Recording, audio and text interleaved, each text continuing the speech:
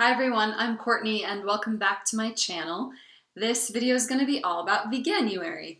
And so I wanted to give some tips for anyone trying Veganuary or just if you want to try a vegan experiment any other time of the year, of course. Some tips to help you enjoy it and hopefully be successful the whole way through. And yeah, just have a satisfying time where you are able to really experience the full benefits of going vegan or being vegan for this time. So I've been vegan since about 2005, 2006, so it's been a long time for me, and I've talked with many people about the challenges they have with the notion of eating vegan, and so yeah, so I definitely know what some people might be facing, but it's also really exciting, and I love the whole Veganuary thing, you know? I think it's so cool to try something like this for a month, even if you're not sure you want to commit to it yet. It's a good thing to investigate, and it can be very yummy too. So yeah, so here are some of my tips for Veganuary. So my first tip is don't overcomplicate the diet in terms of what you think you should or shouldn't have according to like what you've read about macros or carbohydrates or fats. So my point is, I would recommend making your baseline be vegan food. But chances are you've also heard that there are many different ways to do a vegan diet, which is true. There are a lot of ways people do a plant-based or vegan diet. And sometimes when people start off, they get very stressed about like, well, is fat okay? And is oil okay? And what about grains? And how many carbohydrates? Is that going to be a problem? And, you know, just all these different factors, you know, and maybe conflicting information that they've heard. And my tip would be, don't like get too worried about that. If you decide to go vegan, which I highly recommend doing, but if you decide to go vegan, you will over time work out what works for you. I do believe that within a vegan diet, a lot of the individualization is according to the person. Like I said, I've been vegan for many years, and I have seen a lot of different vegan diets work for different people. I know there's some general principles that I've observed are pretty much true for everybody, if not most people, in terms of the healthiest way to do veganism or, you know, best habits and habits that aren't so good. But I wouldn't say that I've seen like a definitively, this is how you have to do the vegan diet. This is how it is. And so I say relax. Just have your qualification for food be vegan, and you can work out over time, you know, whether you want to have oil, and if so, how much, and how you feel about the ratios of protein and fat and carbohydrates. And, you know, that's something you'll work out for yourself. Now, that doesn't mean just throw out healthy foods out the window and just subsist on vegan junk foods, because these days it is very easy to be an unhealthy vegan, which would, you know, you'd still be more like in terms of ethics and animals and the planet and stuff, that's good. But in terms of your health, that's not going to be great. And if you do a junk food vegan diet for Veganuary, it's sort of like you might not get as good a results, and then you might associate that with veganism, when actually you would have felt differently had the diet been a bit healthier. So I'm not saying don't try out some vegan junk foods, and especially because a lot of those things help us to stay away from animal products, you know. So don't worry about, you know, having a vegan cookie because you're really craving a non-vegan cookie, or having a vegan burger because you're really craving a meat burger. Definitely better to go with the vegan option. I'm just saying that while I think you don't need to worry about, you know, getting a perfectly individualized diet and stressing about all these sort of things that can come later, I also think health, you know, having a mostly healthy diet this month is definitely important, so that you can really have a good assessment of how you like it and how it feels for you. My next tip is make substitutes for foods that you already like. So I think that it's a good approach to do a mix of not forcing yourself to eat things that are totally different, that you aren't really used to eating, but find vegan substitutes for it. So if you like omelets, scrambled eggs, try tofu scramble.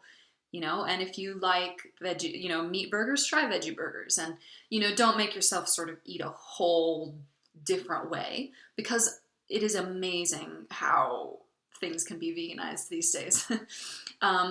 And also the flip side of that is I think that it can also make it exciting to make some new things that aren't maybe normally what you have, but certainly you don't need to sort of change your whole eating preferences. You can, if you like savory stuff in the morning, you can stick with savory stuff in the morning. If you like having, a certain texture, I'm a big texture snob, major texture snob. So if you like a certain texture, with a certain kind of dish, you can often recreate that kind of thing. So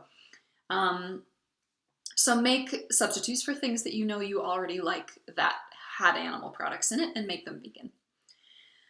My next tip, which is, it's such a big one, and it sounds obvious, but a lot of people eat the same thing over and over again. So the tip is, give yourself variety, because certainly if you find something that you love, you might want to eat it over and over again. But I tend to find that when people try out a plant-based diet, maybe because they're scared of experimenting, or they're scared they won't like something, or, it depends on the person. There's a couple different factors. But sometimes then people fall into this rut of eating the same 3 or 4 things over and over.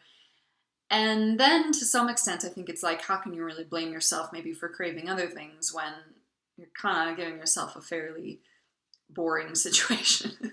So, it's about finding that balance for you, depending on whether you like to spend a lot of time in the kitchen or you don't. But even if you don't really love food prep and making foods, I mean, there's a lot of vegan recipes out there that are quick, convenient vegan recipes, 15-minute or under vegan recipes. There's whole books on those topics, whole blogs on those topics. So it's definitely possible for it to be convenient. And it doesn't have to take over your whole life. But I think that you'll find it more enjoyable and more sustainable if you do vary what you're eating, and you try new things every few days or every week, and that'll help a lot too. The next tip is plan ahead.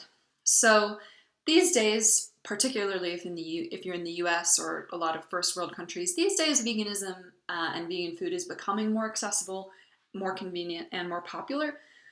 But it's still not, not the kind of convenience that you have if you're eating animal products. And depending on where you live, it still could be pretty sparse. You might be the only person there might be no vegan places in your town. Like, that definitely still happens. And so when it comes to, going to work and being at work and having stuff prepared for home and kids and family, I just think a huge piece of it that I've seen over the years in terms of success with this diet is planning ahead. It's not always possible to wing it. Maybe if you're in New York City, you can kind of wing it, because there's, you could probably walk down any block and find something vegan to eat quick. Although that'll be, a more expensive habit than if you make all your food yourself. But yeah, just to plan ahead, plan recipes. When you are going to go grocery shopping, know ahead of time what you're going to make. Have the recipes already picked out, have already made a shopping list of what the ingredients are. And then when it comes to the food preparation, plan ahead as well. So one of the things that works well for many people is batch cooking. So you cook a whole bunch of food on a day off for the week ahead. Or even just chop vegetables so that you don't have to chop and wash later. And just always thinking ahead and thinking, what's my schedule going to be like this week? Where am I going? What am I doing? How long am I going to be away from home? What do I need to bring with me? How much food do I need to grocery shop for? Just become a planner. And sure, it might sound like an extra effort, but in the end, planning actually saves you a lot of time and saves you a lot of stress. So it actually is a relaxing thing to do in the long run, I find. And my last tip for Veganuary, or trying a vegan diet, is investigate all the aspects of veganism. So you might be interested in a vegan diet to see how you feel in terms of health.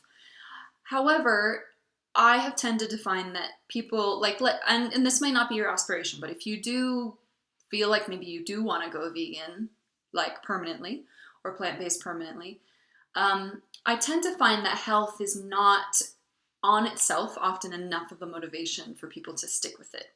There's got to be a resonance with the other issues, which doesn't mean health isn't important.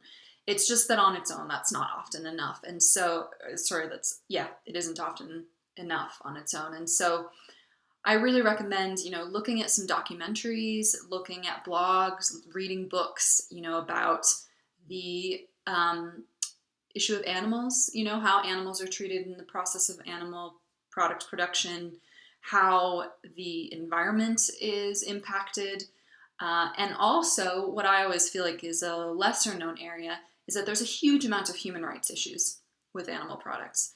And that for me has been something that's really touched me and made me, commit to the veganism for a lifetime. And so I would encourage you to look at those. My favorite book, just as a recommendation, my favorite book and the one that turned me vegan was a book called The Food Revolution. And that is by an author named John Robbins. So I would recommend that as a resource. Also, my favorite ever Divine Truth teachings, they also have some wonderful videos on the topic of veganism and spirituality and how that relates to ethics and morals as well. And they're really inspiring and lovely. So I'll link all of that in terms of resources below.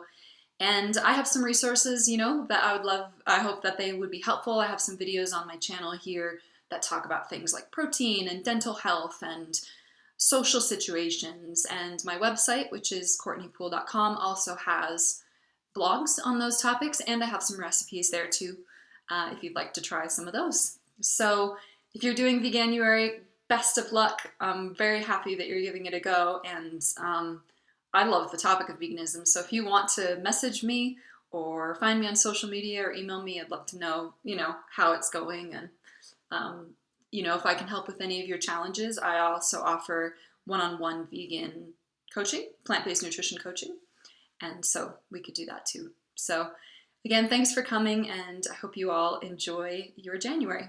Bye.